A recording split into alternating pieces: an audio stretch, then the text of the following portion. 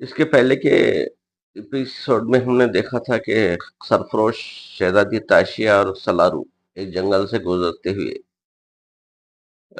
تاشیہ کے مملکت کی طرف روانہ ہوتے ہیں، لیکن راستے میں ہی انہیں ملکہ روبا کے آدمی گرفتار کر لیتے ہیں ایک جال کے اندر، اور اس کے آگے ہم کنٹینیو کرتے ہیں۔ میں نے کلاڑا پھینک کر اپنے اوپر جھکے ہوئے آدمی کو دبوچ لیا اور ان کے سر ٹکرانے لگے۔ ان میں سے کئی کے سر تربوز کی طرح چٹک گئے، وہ بری طرح چیخنے لگے۔ مجھ سے نصف درجن آدمی چمٹے ہوئے تھے اور نقصان اٹھا رہے تھے، لیکن پھر ان کا زور بڑھ گیا اور پلہ بھاری ہونے لگا۔ کسی مرد دانا نے ان کی مشکل آسان کرنے کے لیے میرے سر پر بھالے کی بھرپور ضرب لگائی۔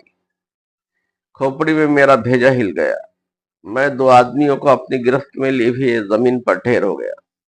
ذہن تاریک ہونے سے پہلے ہوش و حواس کے بالکل آخری لمحے میں میری سماعت سے کسی چیختی ہوئی تحکمانہ آواز ٹکرائی۔ اسے جان سے نہ مارنا، یہ ملکہ روبا کا حکم ہے، وہ اسے زندہ دیکھنا چاہتی ہے۔ میری آنکھ کھلی تو میں ایک کوٹری میں تھا۔ پتھریلے فرش پر پڑے پیالے پر میرا بے حرکت جسم شل پڑا تھا۔ ایک بڑے سے پیالے میں مچھلی کے تیل میں جلتا ہوا ایک فتیلہ تھا جو اس کوٹری میں روشنی کا واحد وسیلہ تھا۔ میرے ہاتھ پیر زنجیر سے جکڑے ہوئے تھے اور زنجیر کا سرا سنگی دیوار میں پیوست ایک آہنی حلقے سے جڑا ہوا تھا۔ اپنی بے بسی کا احساس ہوتے ہی غصے کی ایک شدید لہر میرے وجود میں دوڑ گئی۔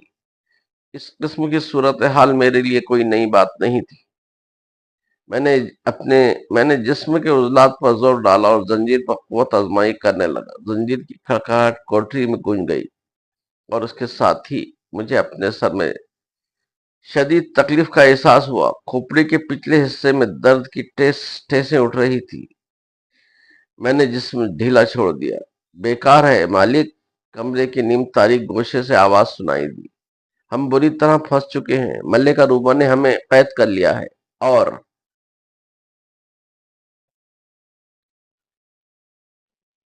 اور وہ ملکہ روما کے مقابلے کہیں زیادہ شفاف ہے۔ جب سے ہم یہاں لائے گئے ہیں میں مسلسل اس مسئلے پر غور کر رہا ہوں۔ تم تصور بھی نہیں کر سکتے کہ ہم کتنی بڑی مشکل میں آ پھنسے ہیں۔ اب دیکھو آگے کیا ہوتا ہے۔ سلارو بول رہا تھا، اس کے ساتھ ہی مجھے اس کے قریب سے زنجیر کا جھٹکا سنائی دے رہا تھا۔ قریب سے زنجیر کی جھنکار سنائی دے رہی تھی تو سلارو میرے ساتھ ہی پھنس گیا۔ میں نے سوچا، اسی لمحے مجھے شہزادی تاشیہ کا خیال آیا۔ شہزادی تاشیہ کا کیا حال ہے اور وہ کہاں ہے؟ مجھے اس کی آواز نہیں سنائی دے رہی ہے۔ میں نے سلارو سے پوچھا۔ زنجیر کی جھنکار ایک بار پھر سنائی دی، پھر نیم تاریک گوشے سے سلارو کی آواز ابھری۔ وہ خیریت سے ہے مالک، اسے کوئی نقصان نہیں پہنچا، اس کا بال بھی بیکا نہیں ہوا۔ ملکہ روبا نے شاہ اہباز سے زر تعاون حاصل کرنے کے لیے اسے بطور یرغمال روک رکھا ہے۔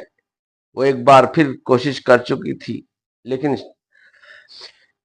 تم شہزادی تاش کو اس کے چنگل سے نکال لے جانے میں کامیاب ہو گئے تھے۔ سلارو کے ہنسنے کی آواز سنائی دی۔ تم اور شہزادی ایک بار پھر اسی مقام پر آ گئے ہو جہاں سے چلے تھے۔ بہرحال رقم ملنے کے بعد ملکہ روبا شہزادی تاشیہ کو بحفاظت تمام اس کے باپ تک پہنچا دے گی، لیکن ہمارا کیا بنے گا یہ حرمزاد ہی جانتا ہے۔ مجھے تو اس سلسلے میں سوچتے ہوئے بھی خوف آتا ہے۔ ہمارا انجام اچھا نہیں ہوگا مالک، تم خود دیکھ لینا۔ میں اپنے جسم پر زور ڈال کر ایک بار پھر زنجیر کی مضبوطی آزمانے لگا۔ خاص مضبوط زنجیر تھی۔ بے دم ہو کر میں نے جسم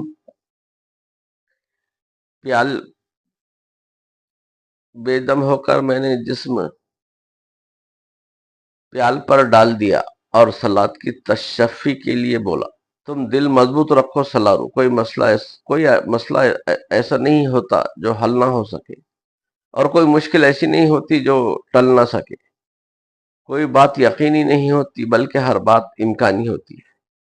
میں نے کہنے کے لیے تو بات کہہ دی تھی، لیکن میری سمجھ میں نہیں آ رہا تھا کہ یہ مسئلہ کیسے حل ہوگا، یہ مصیبت کیسے ٹلے گی۔ مجھے تمہاری بات پر یقین ہے، مالک سلارو کی آواز سنائی دی۔ اس بار اس کا لہجہ پسماندہ نہیں تھا، اسے میری بات سے سہارا ملا۔ میں بھول گیا تھا کہ تم ایک دانشمند آدمی ہو اور ہر مشکل سے نپٹنے کے لیے نکل آتے ہو۔ مجھے اس سے اندازہ یوں ہے کہ تم نے ہورسا جیسے وحشی جنگجو کا خاتمہ کر دیا۔ تم سے پہلے کوئی مائی کا لال اس کے جسم پر خراش بھی نہیں ڈال سکا تھا۔ اس نے خوش دلی سے کہا۔ میں نے ایک بار پھر عضلات پر زور ڈالا اور زنجیر پر قوت آزمائی، لیکن اگلے ہی لمحے احساس ہو گیا کہ ہر جگہ دانش مندی نہیں چلتی۔ یہاں دانش مندی کے علاوہ بھی کچھ چیزوں کی ضرورت تھی جو اس وقت دستیاب نہیں تھی۔ میں نے سوچا سلارو اسے کچھ معلومات ہی کیوں نہ حاصل کی جائے، کبھی کبھی درست معلومات بھی کام دے جاتی ہے۔ یہ کون سی جگہ ہے سلارو؟